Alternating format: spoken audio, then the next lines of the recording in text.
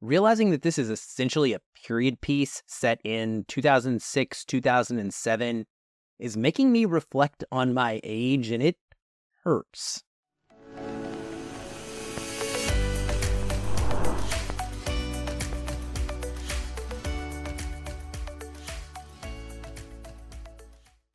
Welcome to Feelin' Film, everyone. I'm your resident film critic, Aaron White, and this is going to be my review of the movie Saltburn from Amazon MGM Studios. It stars Barry Keoghan, Jacob Elordi, Rosamund Pike, Richard E. Grant, Allison Oliver, Archie Madekwe, and Carey Mulligan. It is written and directed by Emerald Fennell.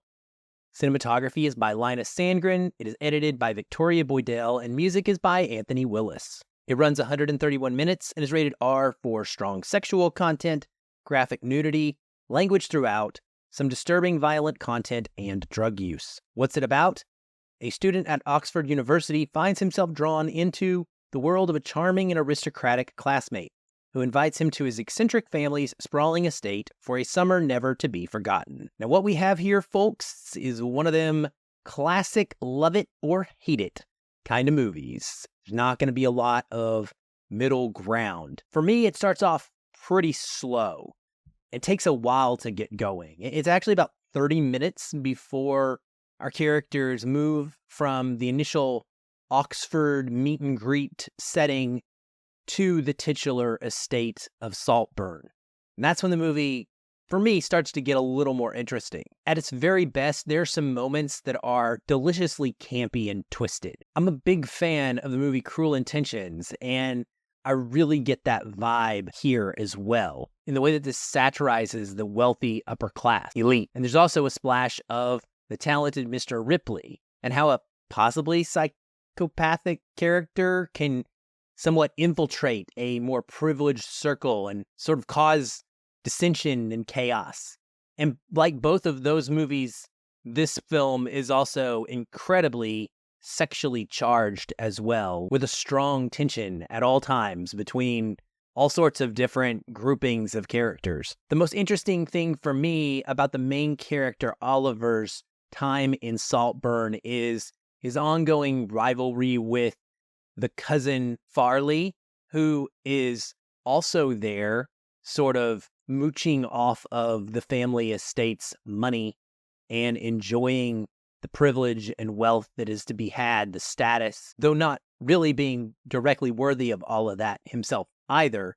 There's a lot of banter that goes on between these two that I enjoyed, and it was nice seeing Archie Madekwe in another film after the first time I got introduced to this actor was earlier this year in Gran Turismo. Oliver also has this obsession and jealousy of Felix. He is constantly watching him, and one of the more interesting things about this movie is what seems to be a setup for us to pay attention to details and for there to be layers and mysteries for what's going on.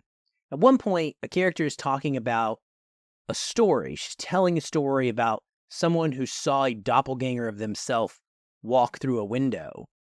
And I was able to pause this movie because I was watching at home and I saw something in the background crossing through the window as she said this that looked like a doppelganger of one of the characters.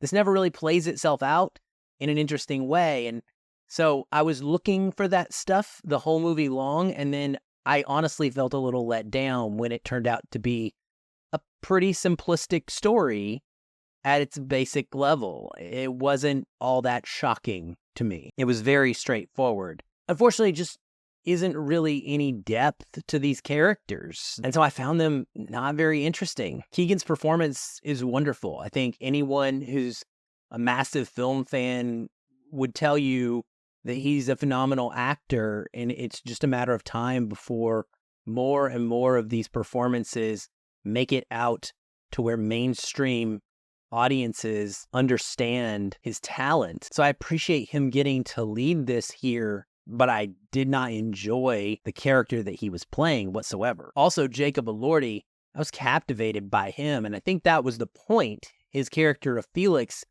being this rich, college, gorgeous man who is appealing to this lower class student who kind of wants to be like him, or maybe even wants to be with him. That makes sense.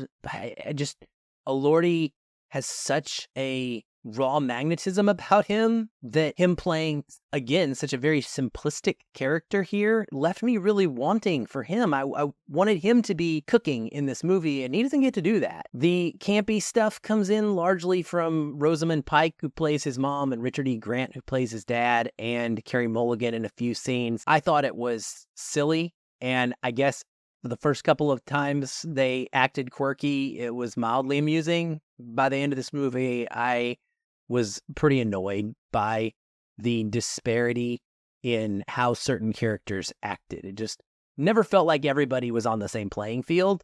They were all over the place. I've seen this billed as a thriller some places, and I just don't think that's the case. It is a drama through and through. In fact, devolving into extreme melodrama in several scenes, to the point where I was rolling my eyes at the absurdity. There's definitely a mysterious air hanging over things, as I mentioned before, but none of that plays out in a way that is satisfying. And Emerald Fennell's first couple of twists, when they're revealed, just aren't that surprising. Ultimately, they keep coming to the point where you're like, all right, this is ridiculous now. How far are you going to push it? Because now it's just dumb. Look, if this is meant to be a movie about eating the rich, I just don't understand what she's doing here, because by the end of this, I was sympathetic for the rich family. And I don't think that's how you're supposed to feel about an Eat the Rich movie. You're supposed to look at them and be like, oh, they're getting what they deserve, but that's definitely not how I came out of this. Now, there's also some incredibly gross and demented sexual stuff in here, and it feels more provocative for the sake of wowing the audience than it makes sense for the character. And that bothers me. It's just pushing the limit of what people are going to be comfortable with, and I don't think it adds anything at all to character or to story in this case. And so it becomes a distraction and annoyance. Now, in the positive side of things, Linus Sandgren shoots the hell out of this movie. Cinematography is just phenomenal. Every single scene features at least one or two frames that you could pause and turn into a desktop wallpaper or frame and put up on your wall as art. It really is gorgeous, especially when you are just taking into account the incredible production design of this entire aesthetic. It's magnificent, and it really captures that opulence and extravagance of an elite, wealthy family estate of this kind. I was not aware going in that the film was shot in a 1:3:1 aspect ratio, but I actually really enjoyed that. I was reading that Emerald Fennell had said she wanted that to be the case because it felt more like voyeuristic, and like you were sort of peeping in and watching this all take place from afar when you weren't supposed to be there, much how like Oliver really isn't supposed to be there. And I thought that that was effective and a good choice. It was appealing, and it gave it a little bit of flair that I actually did appreciate. Likewise, the soundtrack is awesome. I go back to my opening line there of this being a movie set in the mid-2000s. There's great music throughout this, and I really loved every time a new song came on. It took me back to my mid-20s and just made me realize how old I am at this point, if this is what we're talking about as a period piece.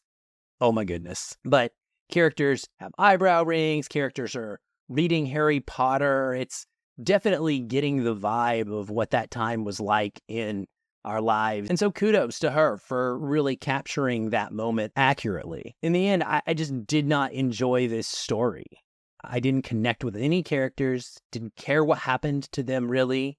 And by the end, it just got more ramped up and ramped up and ramped up to the point where I was shaking my head at what it was trying to show me, thinking it's a pale comparison of so much better movies that have tried to do similar things.